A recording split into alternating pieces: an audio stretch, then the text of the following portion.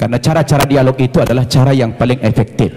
Oleh karena itu saya melalui mimbar ini, melalui forum ini mengingatkan kita semua, memang dialog itu tujuannya bukan mencari menang kalah. Ya, dialog itu bukan mencari kemenangan atau kekalahan. Tetapi dialog itu sebuah sarana kita untuk menyampaikan kebenaran, untuk dakwah. Itu makanya dakwah dalam pandangan agama Islam, Pak Tambunan, dakwah itu tujuannya adalah mengajak.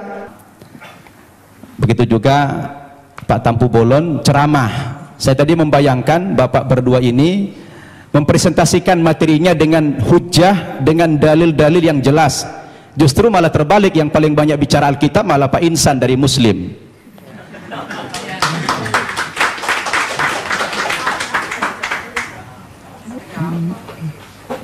Itu yang kita harapkan tadi. Saya pun pengen tahu banyak, tapi sudah terlanjur beliau tadi mempresentasikan dengan gaya retorika, gaya ceramah, ya apa boleh buat ya.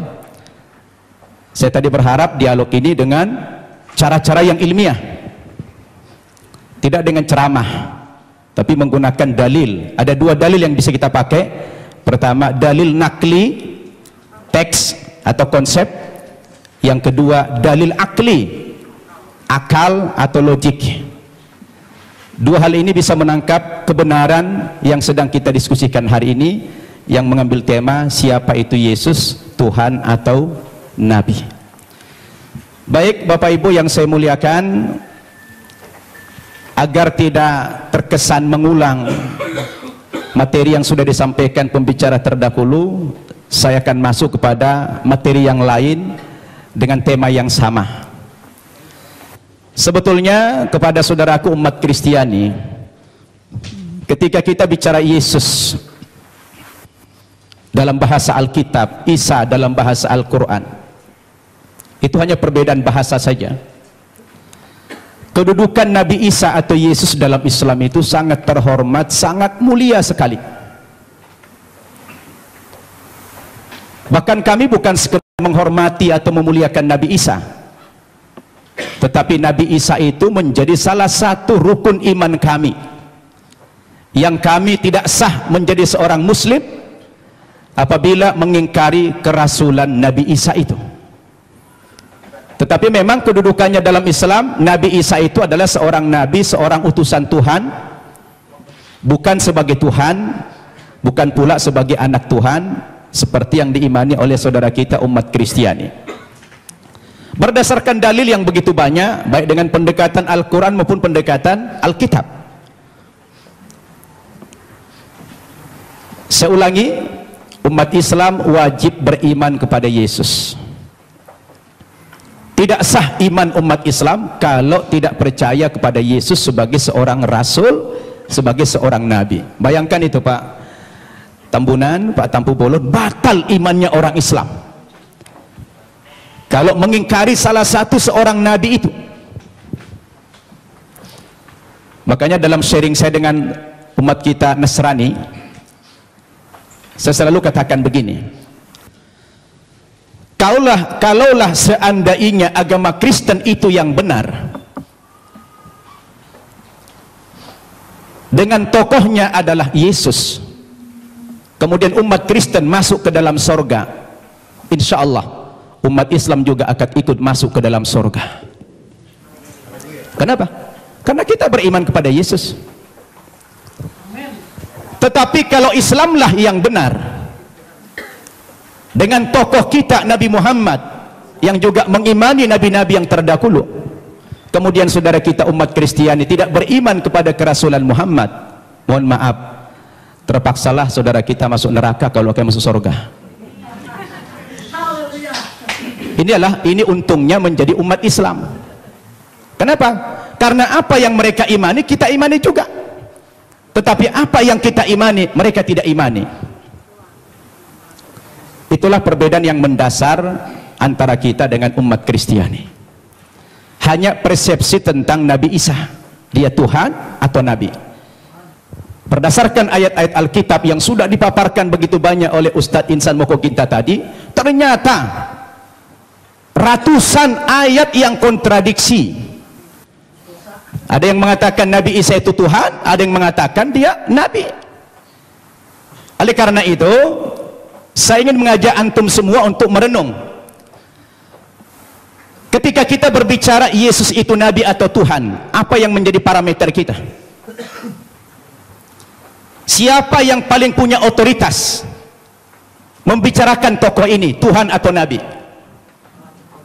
Menurut hemat saya, yang paling punya otoritas bukan pribadi-pribadi, bukan manusia, bukan pendeta, bukan ustadz, tetapi yang paling punya otoritas membicarakan tokoh ini mestinya adalah sumber agama itu sendiri, yaitu Alkitab atau Al-Quran. Betul tidak?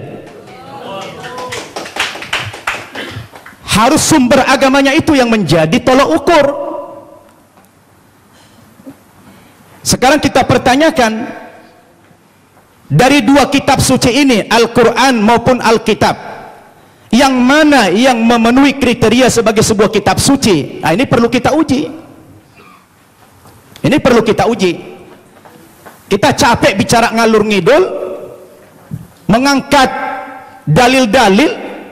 Kalau dalil itu tidak representatif, tidak rasional, saya pikir juga percuma.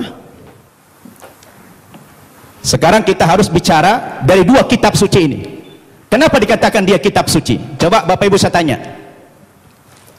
Ada buku? Coba, ada buku? Coba buku. Ya, itu aja, taruh, pinjam dulu. Ya. Bapak Ibu saya tanya. Ini kata lainnya apa? Kitab suci. Oke. Ini apa namanya? Buku. Buku kan? Bapak Ibu saya tanya. Ini sama ini bahan bakunya sama tidak? Sama-sama apa? Sama-sama kertas. Kenapa dalam penamaan jadi beda? Yang ini dikatakan kitab suci, yang ini dikatakan buku. Kenapa jadi beda namanya? Padahal bahan bakunya sama-sama kertas. Yang membedakan apanya? Ternyata yang membedakan kontennya, isinya. Dia dikatakan kitab suci karena memuat firman-firman Tuhan Zat yang Maha Suci. Kenapa dikatakan ini buku? Karena dia adalah buatan manusia, dan manusia tidak ada yang suci. Betul tidak? Sekarang mari kita uji. Kalau kita sepakat apa yang membedakan buku dengan kitab suci adalah terletak pada kontennya. Kalau kitab suci itu adalah memuat firman-firman Tuhan. Ketika kita uji Bapak Ibu, 5 kriteria minimal kalau kita ingin menguji apakah kitab suci itu benar apa tidak. Yang pertama, sebuah kitab suci itu akan dikatakan benar apabila dia murni datang dari Allah, 100% datang dari Allah, dan tidak ada intervensi manusia di dalam kitab suci itu dalam bentuk kontennya, setinggi apapun otoritas manusia itu. Betul tidak? Termasuk di dalamnya Nabi. Makanya kalau kita baca Al-Quran, ini 100% firman Tuhan, tidak ada perkataan Nabi Muhammad di sini. Perkataan Nabi Muhammad dimuat dalam hadis namanya. Tidak ada satu ayat pun di sini sumbangan Nabi Muhammad dalam bentuk isi. Ini adalah wahyu Tuhan 100%. Akan berbeda kalau kita baca ini Alkitab, di sini sudah tercampur. Di sini ada perkataan Tuhan, di sini ada perkataan Nabi, di sini ada perkataan Rasul Paulus, di sini ada perkataan murid-muridnya, tercampur. Lalu di mana letak kesuciannya yang dikatakan kriteria kitab suci itulah murni datang dari Tuhan? Itu satu. Yang kedua, kriteria kitab suci itu dikatakan benar apa tidak? Apabila kitab suci itu ditulis pada zaman kitab suci itu datang, yang diterima oleh Nabi yang menerima kitab suci tersebut. Saya tanya, Al-Quran kapan ditulis? Ketika Nabi Muhammad masih hidup. Dia suruh sahabat menulis Al-Quran. Karena dia tidak bisa membaca, tidak tahu menulis, dia minta bantuan sahabat, sahabat menulis, dan dia hidup sezaman dengan Nabi. Begitu selesai ditulis oleh sahabat, dikonfirmasi tulisan dengan bacaan Nabi, sama apa tidak, di cross check, supaya tidak terjadi manipulasi. Kenapa? Karena kitab suci itu jadi pedoman. Sekarang Alkitab kita tanya, kapan ditulis? Lalu siapa tokoh yang menerima Alkitab?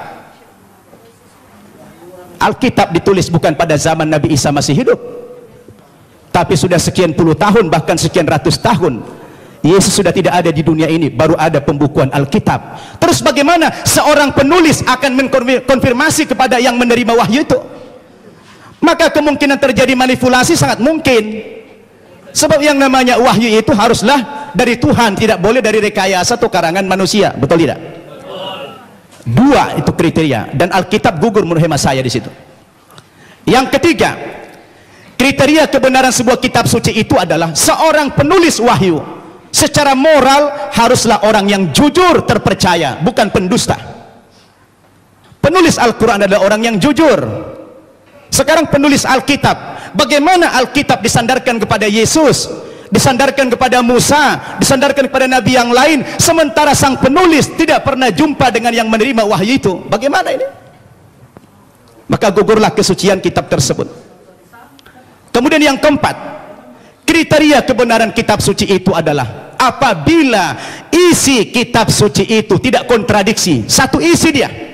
Kalau sudah bertentangan satu ayat dengan ayat yang lain, lalu yang mana yang mau dipegang? Masa Tuhan menurunkan tuntunan pedoman hidup bagi manusia, tapi manusianya malah bingung. Yang ini mengatakan Yesus Tuhan, yang ini mengatakan Nabi. Loh, yang mana mau diikutin?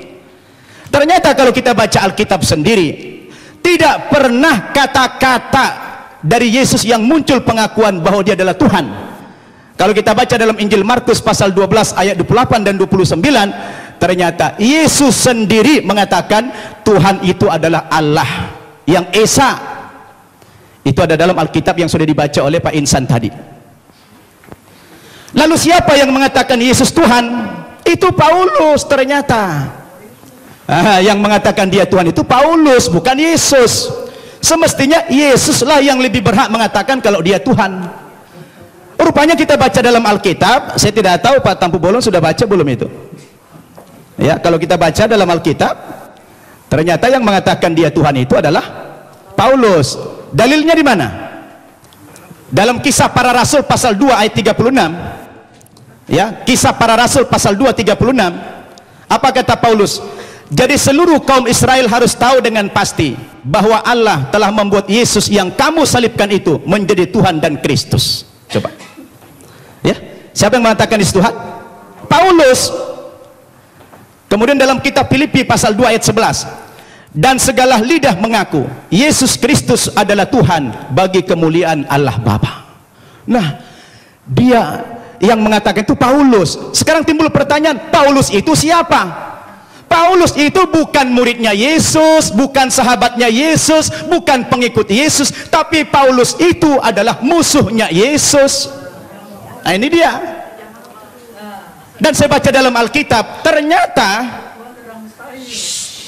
aktor pendiri agama Kristen itu memang bukan Yesus. Yesus tidak pernah membawa agama Kristen. Yang mengatakan kata-kata Kristen itu adalah Paulus dalam Kisah Para Rasul pasal 11 ayat 25. Ketika dia mengajar di Antioquia lah pertama kali murid-murid itu dipanggil sebagai Kristen. Kristen artinya pengikut Kristus. Kristus artinya adalah juru selamat atau Al-Masih dalam Islam.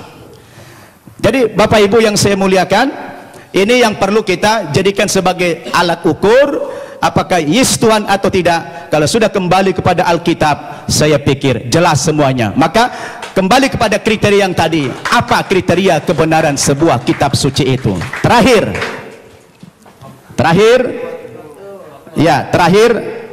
kalau saya baca dalam Alkitab, ada beberapa alasan-alasan yang mengatakan dalam iman Kristiani dikatakan dia Tuhan. Yang pertama, rupanya karena Yesus itu lahir tidak punya bapak. Karena ajaib dia lahir sehingga dianggap Tuhan. Nah, kalau kita bicara logik, sebenarnya Nabi Adam itu lebih berhak menjadi Tuhan karena dia tidak punya bapak, tidak punya ibu. Yang kedua, dikatakan Nabi Isa atau Yesus itu pernah menghidupkan orang mati, lalu dikatakan Tuhan. Tapi saya baca dalam 1 Raja-Raja pasal 17 ayat 20 sampai 22, rupanya bukan Yesus satu-satunya yang pernah menghidupkan orang mati. Ada nabi yang lain namanya Elia. Elia juga pernah menghidupkan orang mati. Lalu kenapa Elia tidak dipanggil Tuhan? Nah, ini menjadi pertanyaan yang menarik sekali. Sayang sudah dekat, saya sudah habis waktunya. Jadi terima kasih Bapak Ibu. Mudah-mudahan dialog kita terus berkembang. Wassalamualaikum warahmatullahi wabarakatuh. Waalaikumsalam warahmatullahi wabarakatuh. Bapak Ibu, inilah saatnya Bapak Ibu untuk bertanya. Assalamualaikum warahmatullahi wabarakatuh. Nama saya Winda dari BSD. Saya mau menanggapi masalah yang kita di Islam adalah kita diperintahkan juga dihimbau untuk berdebat seperti yang dikatakan, bermusyawarah kepada Islam. Saya sering bermusyawarah dengan teman saya di Malang. Dia orang Kristiani, bergereja di Betani, dan dia mengaku sekolah pendeta. Saya sering berdialog dengan dia, dan pernah saya mengatakan dalam kasus penghinaan Nabi Muhammad ini, akhir-akhir ini saya pernah bertanya kepada dia, apa pendapatmu jika agamamu dinodai? Kemudian dia menjawab, Kristen bukan agama. Nah, dari situ saya bertanya-tanya, kalau memang Kristen itu bukan agama, lalu Yesus yang diimani oleh orang Kristiani sebagai Tuhan itu sebagai apa? Sedangkan kalau di Islam kan sudah jelas bahwasanya Islam adalah dinullah, agama Allah, salah satunya agama Allah yang diridhoi Allah. Tapi kalau dengan dia berbicara seperti itu, teman saya yang itu bagaimana menurut Bapak dari Kristiani ini? Gitu, makasih. Adalah Allah, dan Allah itu adalah firman. Firman itu adalah roh. Jadi satu, tiga menjadi satu gitu. Jadi di sini dikatakan juga, kalau saya nggak mau berdebat ya. Suami saya juga dulu Muslim. Suami saya Muslim selama 38 tahun pernikahan. Kami menjalani dengan sangat luar biasa. Dia Muslim, saya Kristen. Sampai satu saat sendiri, dia sendiri yang mau jadi Kristen. Tidak pernah saya suruh, karena tidak ada paksaan kepada agama. Dan Kristen itu memang, Yesus itu adalah jalan keselamatan. Karena dia berkata, akulah jalan hidup dan kebenaran. Tidak ada yang sampai kepada Bapa kalau tidak melewati aku, gitu ya. Di kitab Yohanes 13 ayat 13 dikatakan, kamu menyebut aku guru dan Tuhan, dan katamu itu tepat, sebab memang akulah guru dan akulah Tuhan. Jadi di situ dia katakan juga dia guru dan dia Tuhan, dia katakan nabi, dia katakan segala macam, dia dikatakan bahkan dihina, dipukul, diludahi, ditendang. Tapi apa dikatakan waktu di kayu salib? Ampunilah mereka, karena mereka tidak tahu apa yang diperbuat mereka. Kenapa kok takut dia Yesus sama malaikat? Yesus itu adalah 100% manusia, 100% malaikat. Jadi waktu dia menjadi manusia, dia lemah. Siapapun kita, waktu kita menghadapi kematian, kita takut, ya. Jadi sebagai manusia, dia takut. Dia takut, tetapi sebagai Allah dia tidak takut. Karena biarlah aku mati untuk menyelamatkan umat manusia. Aku mati dan aku hidup untuk membawa kamu ke surga. Aku akan pergi ke surga, menyediakan tempat bagi kamu yang percaya kepadaku. Akulah jalan hidup dan kebenaran. Dia berani berjanji. Jadi hanya itu yang bisa saya sampaikan. Hanya menjawab dari perkataan dari Bapak bahwa dia adalah Tuhan 100% dan dia manusia 100%. Rohullah kalimatullah Isa Al-Masih. Saya baca Quran juga. Terima kasih, Tuhan berkati. Tadi Pak Yohanes mencatatkan bahwa Alkitab ini adalah bimbingan Roh Kudus dan ini merupakan firman. Jadi tidak boleh main-main dengan firman ini. Oke, sekarang saya coba mau membacakan satu di Korintus. Itu Paulus berkata, apa yang aku katakan, aku mengatakannya bukan sebagai seorang yang berkata menurut firman Tuhan. Dengan apa yang saya baca ini nampaknya kontradiksi, Pak, karena Paulus sendiri dia mengaku bahwa apa yang diucapkan bukan firman Tuhan. Bagaimana Bapak bisa mengklarifikasi bahwa ini adalah firman Tuhan? Itu yang pertama. Dengan Pak Luga tadi mengenai utusan, Pak, tadi kita ramai bicara mengenai utusan Yesus, utusan atau Tuhan. Di 13:13 yang tadi Ibu sampaikan tadi, itu Yesus berkata, aku guru dan aku Tuhan. Ya, tapi Bapak mungkin perlu cek dengan Pak Moko Ginta, Alkitab versi yang tahun 30 itu bukan Tuhan tapi Tuhan. Ya, jadi penambahan kata H itu berdampak sangat luar biasa. Tuhan Wisaksono menjadi Tuhan Wisaksono. Itu sangat bertentangan sekali, Pak. Oke, terus menyambung sedikit lagi di 13 Yohanes, masih di Yohanes juga, Yohanes 13 ayat 16. Menurut saya sih ini ungkapan Yesus juga yang sangat jelas mengenai jati dirinya, di mana Yesus berkata bahwa seorang utusan, dia utusan, ya. Dia tapi menyatakan dengan jelas, utusan itu tidak lebih tinggi daripada yang mengutus. Jadi ini secara logika itu tadi seperti dikatakan Pak Nababan tadi, Akli tadi, kalau Yesus memang betul Tuhan, ya mestinya dia katakanlah, aku juga Tuhan, ya kan? Tapi dia bilang jangan jelas, seorang utusan tidak lebih tinggi daripada yang mengutus, betul kan? Dan seorang hamba juga tidak lebih tinggi daripada yang menciptakan. Ya, terima kasih. Assalamualaikum warahmatullahi wabarakatuh. Assalamualaikum warahmatullahi wabarakatuh. Saya Mukti Ali, asal dari Sentul, Bogor. Tadi Pak Luga menjelaskan mengenai dari awal pernyataannya bahwa Yesus itu adalah Tuhan yang dahsyat, Tuhan yang hebat, Tuhan apa. Tapi tolong dijelaskan mengenai Matius 27:46. Itu peristiwa penyaliban ya. Dari jam 12 datang sebuah awan hingga kira-kira pukul 3 berteriaklah Yesus dengan suara yang nyaring. Eli Eli lama sabachthani. Tuhanku, Tuhanku, kenapa engkau tinggalkan aku? Lah, di sini kalau memang dia Tuhan, Tuhan yang dia panggil. Kemudian juga kok tidak sedahsyat yang Bapak sampaikan. Kemudian juga dalam tadi Bapak, mohon maaf Pak Yohanes, itu kan menyinggung masalah Lukas 4 ya. Lukas 24, mohon maaf, 24 yang 46-nya, bahwa Mesias akan dibangkitkan pada hari ketiga di antara orang mati. Mestinya dilanjutkan, dan ini sudah dijelaskan dalam kisah Raja-Raja, kemudian Mazmur dan Torah. Tapi demi Allah sampai saat ini saya tidak pernah menemukan Pak. Mungkin Bapak bisa menjelaskan di mana itu. Kalau Tuhan memang benar, dia Tuhan yang menjelaskan, tidak berdosa, mestinya ada Pak. Dalam Torah, Mazmur, kisah Raja-Raja, bahwa apa yang dinyatakan pada 46-nya itu, silakan dicek Lukas 24, 44 sampai 46. Itu dahsyat sekali, ayat-ayat misterius ini. Jadi ternyata tidak ada. Mohon maaf kalau saya katakan kok berdosa gitu. Assalamualaikum warahmatullahi wabarakatuh. Nama saya Eri dari Tangerang. Ya, jadi tadi mengatakan bahwa Paulus bisa dipercaya karena mukjizatnya yang masih ada sampai sekarang, yang terjadi pada pendeta-pendeta yang banyak menyembuhkan orang-orang.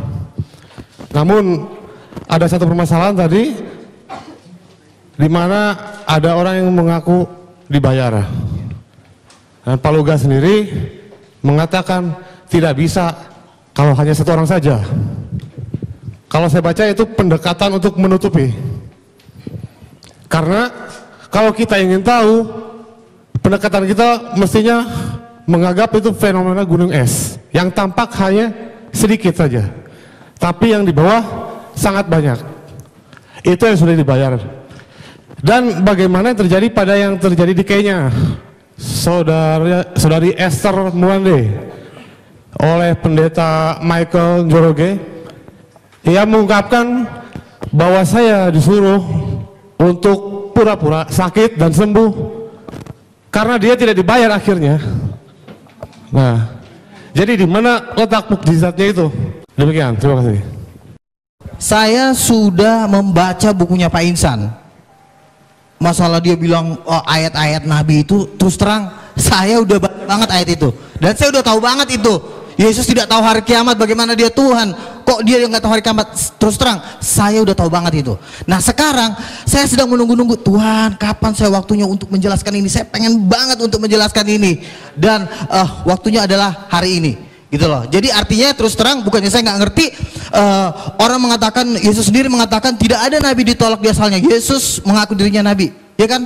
Saya ngerti banget ayat itu. Tapi satu hal ada yang tidak sanggup kalian pahami, karena firman Tuhan berkata bahwa Alkitab itu harus dimengerti dengan Roh Kudus. Daniel 1 ayat 20 dikatakan orang yang bisa mengerti firman Tuhan itu dikaruniai 10 kali lebih cerdas. Artinya membutuhkan hikmat Tuhan yang jauh lebih dahsyat.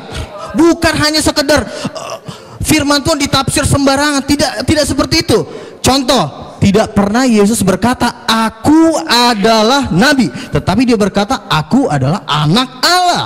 Jadi Yesus tidak pernah mengaku nabi. Memang Yesus berkata seorang nabi tidak diterima di asalnya. Sebenarnya Yesus sedang mengumpamakan dirinya dengan nabi-nabi, karena orang-orang yang di situ belum ada yang menerima Yesus sebagai Tuhan, hanya sebagian. Jadi kalau Yesus mengatakan tidak ada seorang Tuhan, kan artinya Yesus menjelaskan ini, arti ayat ini cuma mengumpamakan nabi itu sebagai fungsi utusan dari Tuhan, karena memang Yesus dari Tuhan, tetapi dia tidak mengatakan aku adalah nabi. Nah, bagaimana kita tahu bahwa Yesus tidak pernah mengaku nabi? Rasul Yohanes di dalam Wahyu 19 ayat 16 menjelaskan tentang arti anak Allah.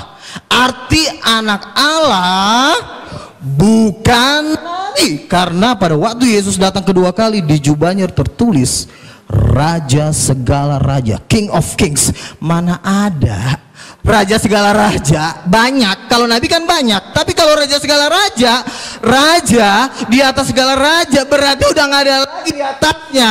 Berarti dia adalah Tuhan, the King of Kings. Jadi begini, kita tidak bisa menafsirkan kitab para nabi menurut apa kata Ahmed Didat, karena penafsiran-penafsiran Bapak Insan Mokoginta itu kan diambil dari Ahmed Didat. Hikmat-hikmatnya doktor, profesor, doktor teologi yang nggak bisa buat apa-apa.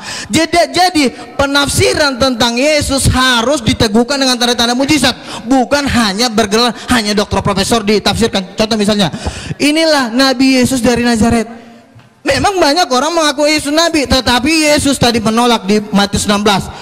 Engkau adalah salah satu di antara para nabi. Jawab Yesus apa? Dia diam, dia tidak mengatakan, iya betul kamu mengatakan bahwa aku adalah nabi. Dan Yesus, tolong tunjukkan Pak Insan di mana Yesus berkata, akulah. Bukan hanya ayat-ayat ini itu, tapi mana tunjuknya? Akulah nabi. Tetapi Yesus jelas berkata, aku adalah anak Allah. Dan penafsiran nggak boleh sembarangan, karena di 2 Petrus dikatakan tidak boleh orang menafsirkan kitab suci menurut kehendaknya sendiri. Haleluya. Berikan dulu kemuliaan buat Tuhan. Tuhan siapa banget. Mana? 2 Petrus 2:1. Orang basik. Nih. Yang terutama kamu harus ketahui. Aduh, tuh, Tuhan marah kan? Nyalain lampu ya.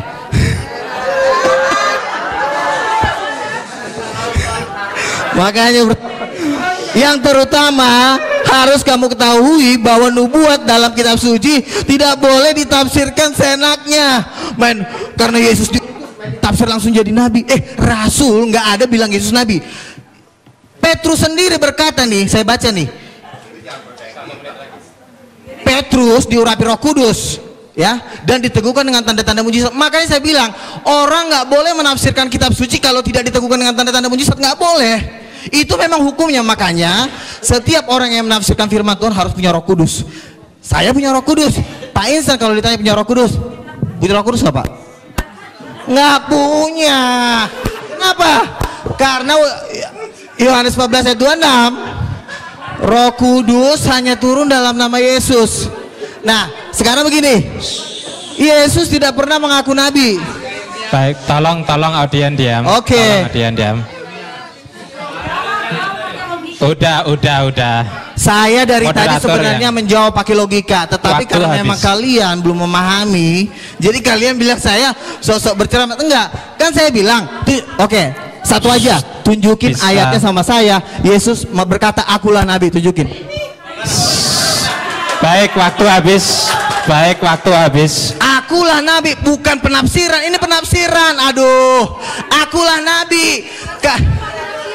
Tolong. Udah. Oke. Tolong. Baik, Oke, waktu habis. Terakhir ya. Baik. Tolong diam. Terakhir ya. Copy paste. Sudah Pak Insan, nanti Pak Insan. Ini ya. Pak Pada Insan. waktu Yesus datang yang kedua kali, di jubahnya tertulis bukan nabi Pak, tapi raja segala raja, bukan nabi. Masa di jubah Yesus tertulis nabi? Makanya Sudah. Wahyu Waktu Ibu 19, sudah habis. 16. Waktu Bapak sudah habis. Silakan. Sudah. 19 ayat 16. Nggak selesai. Nanti setelah acara. Setelah Makanya acara, gini, Bu. Nanti setelah acara. Tidak boleh Baik, waktu menafsir. sudah lewat Oke. 2 menit. Nanti malah rame. Yes. Baik, kita tepuk tangan kepada Bapak Ibu ya. Silakan langsung Bapak Yohanes Tampu Bolon. Tolong sekali lagi jangan bereaksi, jangan ditanggapi, jangan bicara, nggak habis. Nanti kalau mau berdebat ketambahan setelah acara ini. Sepakat ya? Sepakat. Baik, silakan kepada beliau Bapak Yohanes Tampu Bolon. Nanti saya mau moderator lagi di luar ya. Silakan. Ya, terima kasih. Ya, pertama-tama saya mengucap syukur kita masih mau berdialog, itu aja ya. Mencari kebenaran itu pertama kali. Biarlah Tuhan yang memberikan hikmat kepada kita, dan lebih daripada itu saya harus katakan bahwa termasuk pembicara tadi masih mengambil ayat-ayat yang melihat Yesus saat di dunia gitu loh. Karena perlu saudara ketahui, Yesus itu pernah ada di dunia, pernah naik ke surga, bahkan akan datang sebagai hakim raja. Itu Alkitab menulis itu. Banyak ayatnya karena waktunya sebenarnya saya tidak sempat membaca. Karena apa? Coba aja 15 menit. Waktu sekarang saya komentar 5 menit. Bagaimana saya cepat hanya ambil poin. Tapi tunggu. Tetapi apa yang saya sampaikan itu berdasarkan firman, Bu. Ya, Yesus sebagai Mesias ada ayatnya. Ya, ayatnya antara lain di sini Yohanes 14:6, Yohanes 8:24, Kisah Para Rasul 4:12. Ini beberapa ayat. Jadi bukan tidak ada ayatnya. Memang benar Alkitab juga menulis Yesus sebagai nabi. Tapi Alkitab juga menulis Yesus sebagai Mesias, bahkan sebagai raja loh. Coba teliti lebih dalam lagi. Jadi saran saya kepada pembicara dan umat, karena ada kewajiban harus mengetahui rahasia firman ini. Tapi jangan dikatakan sudah dicampuri. Kalau kita berprinsip negatif ya repot memang. Kami juga nanti kalau berprinsip Al-Quran sudah bercampur ya repot juga, atau? Jadi jangan begitu. Kita harus yakin bahwa ini dituliskan oleh para nabi dan rasul. Rasul itu bukan rasul-rasul palsu, Pak. Bukan nabi palsu, itu teruji. Ini iman kita itu harus ada yang seperti itu. Jadi jangan. Kalau seperti itu memang susah kita titik temunya. Kita harus hormati kitab suci, namanya kitab suci. Itu saya menghormati Alkitab, Alkitab dan Al-Quran. Maka saya hormati. Cuman kita cari titik temunya di mana? Karena memang ini kompleks, rumit, sangat dalam. Kalau kita tidak penuh oleh Roh Allah, memang sangat sulit mengertinya, Bapak Ibu sekalian. Jadi itulah saran saya. Bukti daripada kebenaran Alkitab tidak hanya tertulis, tapi nyata di dalam kehidupan umat Kristen. Umat Kristen sekarang ini walaupun masih banyak yang tercemar, saya harus katakan, tapi banyak yang masih baik, benar di hadapan Tuhan. Oleh karena mereka benar dan taat sesuai dengan kehendak kitab suci Tuhan, taat sehingga mereka memperoleh karunia. Karunia-karunia banyak pada orang-orang yang Kristen yang taat. Bahkan jawatan itu ada di orang Kristen sekarang ini menurut penelitian, Bu. Ada nabi, ada rasul, ada di Alkitab. Dan Alkitab memang mengatakan harus ada itu. Itulah artinya Tuhan kita masih hidup. Roh Kudus masih ada. Jadi kalau misalnya Al-Quran tidak mengatakan tidak ada nabi, ya coba review lagi. Saya harus katakan review lagi. Karena apa? Tuhan itu adalah roh. Dia berfirman melalui nabi dan rasulnya. Apakah Tuhan kita mati tidak berfirman lagi sekarang? Ini pertanyaan saya kepada saudara-saudara. Saya ini orang bernubuat, mendapat rahasia Tuhan melalui mimpi, penglihatan, firman rema, mujizat. Ini yang saya tuliskan ini. Rahasia gempa banjir itu di sini, Pak. Itu menyaksikan Yesus yang datang sebagai hakim raja. Ini kenyataan. Ada di Alkitab, bahkan katanya tadi di Al-Quran ada, belum saya baca memang. Ya puji Tuhan ada titik temunya. Nah, jadi di sini kita mari pencerahan. Satu poin lagi yang harus saya sampaikan dari berbagai pertanyaan tadi, ya.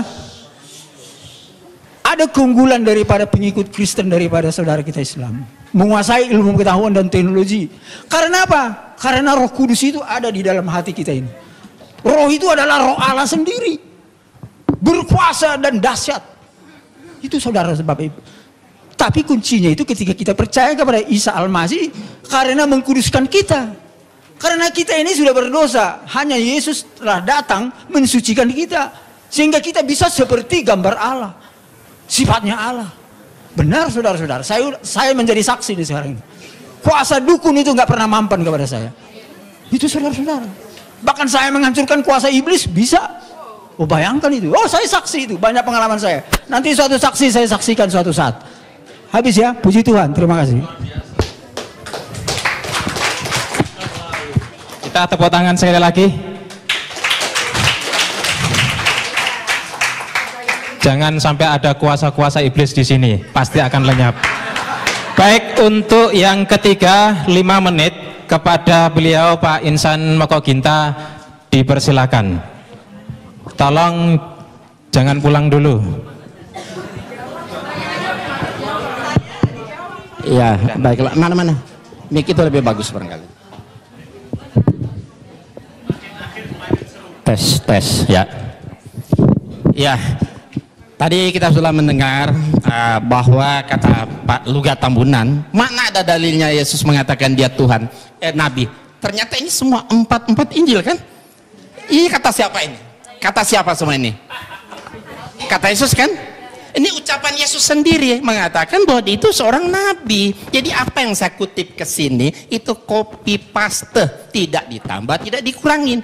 Katanya saya menafsirkan sendiri. Ini kan saya ambil dari Alkitab, tidak ditambah, tidak dikurangi. Yang mengatakan Yesus sendiri bahwa dia itu hanya seorang nabi. Yang nabi itu pasti kan bukan Tuhan. Ayat harus ditafsir dengan ayat, tidak bisa. Jadi harus ada ayat penafsiran lagi. Makanya saya katakan Rasul Yohanes menafsirkan anak Allah itu raja segala raja. Jadi harus ada penafsiran ayat dengan ayat. Tidak bisa seperti kan itu. Saya jangan diambil lah waktu saya. Ya. Jadi Yesus itu manusia dia nabi bukan Tuhan. Bahkan ada di sini ia bukan manusia sebab aku ini Allah dan bukan manusia. Jadi Yesus itu nggak mungkin Allah aja bukan nggak bisa jadi manusia, bukan manusia apalagi Yesus. Nah baik, saya akan melanjutkan ini komentar para tokoh Kristen dan Katolik tentang ketuhanan Yesus. Nah saya punya buku ini ditulis oleh seorang Kristen namanya Franz Donald. Dia Kristen Tauhid namanya, tidak percaya Yesus Tuhan lagi ya. Nah, dalam buku ini saya kutip ya, kita lihat komentar dan berani para tokoh Alkitab dalam seminar diskusi intelektual keilahian Yesus Kristus dari perspektif Alkitab. Nah kita lihat pertanyaannya, mana yang benar, Yesus Kristus itu anak Allah atau Allah anak atau keduanya atau lainnya? Nah pendeta Dri ini Broto Sudarmo dia mengatakan Yesus adalah dikatakan Yesus adalah anak Allah, bukan Allah anak. Nah ini saya tegaskan, di dalam Yesus kita dapat mengenal Allah. Kemudian kita lihat Profesor Banawi Ratma, saya tidak mengatakan Yesus itu Allah, Yesus itu anak Allah. Dan dogma Yesus sebagai Allah adalah hasil rumusan Konsili Nisea tahun 325 Masehi. Konsili Nisea inilah yang menjadikan Yesus sebagai anak Allah. Beliau menegaskan pula bahwa konsili itu tidak alkitabiah. Nah, kesalahannya katanya dogma teologi dianggap bisa memberikan kesimpulan tentang Trinitas yang terjangkau, padahal tidak. Saya tidak setuju dengan bahasa dogma. Saya lebih suka memilih yang sederhana, yaitu bahasa Alkitab. Yesus bukan Allah, tapi Yesus jalan menuju Allah. Beliau menegaskan pula bahwa memang saat ini jemaat-jemaat sudah punya tradisi bahwa Yesus adalah Allah. Gereja sangat sulit mengubah teks liturgis yang bernada dogmatis. Ungkapnya, beliau mengungkapkan, andai kata gereja-gereja berani sepakat untuk merombak dogma liturgis, maksudnya tentang Trinitas, ya silakan. Nah, ya kan? Nah, kemudian ini Hortensius, ya. Dia sarjana sekolah tinggi filsafat. Dalam acara tersebut beliau katakan apa?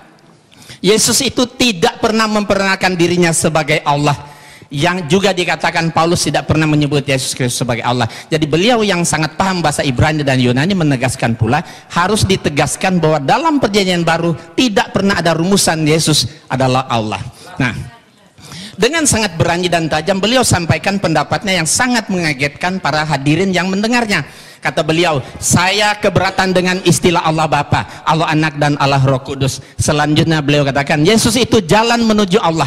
Rumusan 100% Allah, 100% manusia itu hasil konsili Kalkedon, bukan kitab suci. Dalam Alkitab Yesus tidak pernah disebut sebagai Allah sejati. Menurut Romo Tom Yakob dari Katolik ini, ya, kalimat Yohanes pasal 1 ayat 1 seperti yang dikutip ibu tadi juga, firman itu adalah Allah. Beliau tegaskan, Yohanes justru menekankan bahwa firman tidak sama dengan Allah, tapi bersama-sama dengan Allah.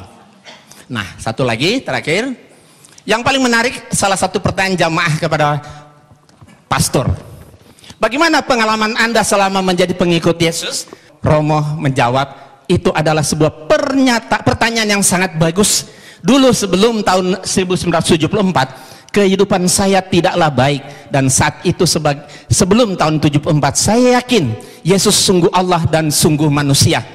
Tetapi setelah tahun 74 sampai sekarang saya tidak lagi berdoa kepada Yesus, tapi saya berdoa kepada Allahnya Yesus. dengan dorongan Roh Kudus. Nah, saya lebih Kristiani sejak saya percaya Yesus bukan Allah daripada sebelumnya ketika saya percaya Yesus itu adalah Allah. Sedikit ya, sedikit ya. Dan nah, ini terakhir sekali lagi, siapakah dari pertanyaan yang diajukan kepada pembicara, siapakah Yesus menurut Alkitab? Apakah dia Allah sejati atau bukan? Nah, 3 dari 4 narasumber Kristen itu mengatakan Yesus itu bukan Allah sejati. Allah adalah Bapa dan Yesus itu utusan Allah. Berarti nabi kan? Yang menjadi jalan bagi manusia untuk menuju kepada Allah. Nah, rumusan Konsili Nicea tahun 35 mengatakan ya, dogma Trinitas sudah waktunya ditinjau kembali atau dirombak atau bahkan ditinggalkan sama sekali gitu. Sedikit ya. Itu pendapat para pakar. Baik. Bukan 12 rasul. Nah, Anda mau hidup menurut kata pakar atau 12 rasul? Karena pakar-pakar ini nggak ada kuasa, nggak ada tanda-tanda mujizat. Baik, terima kasih. Nah, jadi kalau mau ikut percaya sama orang pemimpin, ikutilah para penginjil-penginjil dunia yang telah melakukan dan kesaksian mereka. Bukan kata ini, mereka ini juga kita nggak tahu siapa, yang kita percaya aja, jangan-jangan mereka udah di neraka lagi. Terima kasih Pak Luka. Nanti ada waktunya dalam debat yang ketiga, Pak. Silakan yang terakhir kepada Ustaz Samsul Arifin Nababan, waktu kita berikan 5 menit. Tolong diingat bicara yang padat, rinci dan jelas, singkat. Kepada beliau dipersilakan. Terima kasih Bapak Ibu, sudah kupas tuntas semua jawaban-jawaban dari pembicara. Saya hanya ingin tegaskan kembali bahwa Pak Tambunan maupun Pak Tampu Bolon lebih banyak berbicara dalam dialog ini dengan mengembalikan kepada dogma saja. Semestinya kita dialog begini harus dialog konsep. Jadi kita semua kembali mengacu kepada nas, dan kita semuanya pakai copy paste. Tapi Bapak berdua tadi selalu mengembalikan kepada dogma, jadi atas bimbingan Roh Kudus dan tanpa diperinci apa itu Roh Kudus dan siapa itu Roh Kudus, mengambang. Kalau tadi beliau berdua menjelaskan, terutama Pak Tambunan, tidak ada nas dalam Alkitab aku adalah nabi tapi anak Allah. Itu bisa dibaca dalam Matius pasal 3 ayat 16 sampai 17. Sesudah dibaptis, Yesus segera keluar dari air, dan pada waktu itu juga langit terbuka dan ia melihat Roh Allah seperti burung merpati turun ke atasnya. Lalu terdengarlah suara dari sorga yang mengatakan, inilah anakku yang kukasihi, kepadanya lah aku berkenan. 1. Kemudian dalam Injil Lukas pasal 4 ayat 41, dari banyak orang keluar juga setan-setan sambil berteriak, engkau adalah anak Allah. Lalu ia dengan keras melarang mereka dan tidak memperbolehkan mereka berbicara karena mereka tahu bahwa ia adalah Mesias. Begini, kalau memang kata anak Allah itu indikatornya bahwa Yesus adalah Tuhan, mestinya orang Kristen harus konsisten. Ada terlalu banyak yang menjadi Tuhan di dunia ini. Kenapa? Karena ternyata yang dikatakan istilah anak Allah itu bukan cuma Yesus. Coba dibaca dalam kitab Matius pasal 5 ayat 9, Injil Matius pasal 5:9, dikatakan di sini, berbahagialah orang yang membawa damai, karena mereka akan disebut anak-anak Allah. Nah, berarti siapa yang membawa perdamaian di dunia ini semua anak Allah. Berarti anak Allah itu bukan cuma Yesus. Kalau begitu yang membawa damai Tuhan semua jadinya. Nah, jadi ini perlu dipahami. Maka dalam Islam kata anak Allah itu bukan Tuhan tapi hamba, abduhu wa rasuluh, hamba dan utusannya. Jadi malah membingungkan kalau dikatakan Yesus itu anak Allah lalu dipresentasikan sebagai Tuhan. Berarti bagaimana dengan dalil ini Injil Matius tadi? Semua orang yang mendamaikan di dunia ini akan dipanggil sebagai anak-anak Allah. Berarti Tuhan juga dong. Nah, ini secara logik dan berdasarkan nas. Nah, oleh karena itulah sebetulnya boleh dikomentari, silakan. Gini, ini ayat ini sering banget saya dengar ya. Jadi begini loh, bedanya seperti ini. Lihat, perhatikan, jangan ketawa dulu. Anak-anak Allah, Yohanes 1:12, barang siapa percaya kepada dia akan diberi yang kuasa supaya sebagai menjadi anak-anak Allah. Beda dengan Mesias, anak Allah. Kenapa bedanya? Karena semua nabi-nabi itu dipenuhi Roh Kudus disebut juga anak-anak Allah. Tetapi bedanya apa? Mesias itu sudah dijanjikan dari zaman dulu. Nabi-nabi menjanjikan Mesias. Nanti akan datang Mesias. Nabi satu ngomong nanti akan datang Mesias. Nabi satu ngomong sampai Nabi Yesaya sampai Nabi terakhir nanti akan datang Mesias. Kira banyak di Yesaya nabi-nabi itu menubuatkan. Kalian kalau saya ngomong jangan teriak-teriak dulu, ntar kalian nggak ngerti gitu loh. Gini, lihat, nabi-nabi menubuatkan tentang kedatangan Mesias itu ada di Perjanjian Lama. Nah, nabi-nabi ini pada waktu Yesus tadi yang saya pertama kali mengatakan, di situ dikatakan Mesias anak Allah, bukan hanya anak-anak Allah. Bedanya apa? Nah, untuk menafsirkan Mesias anak Allah ini, yang menafsirkan bukan dokter, bukan profesor, tapi rasul, 12 rasul.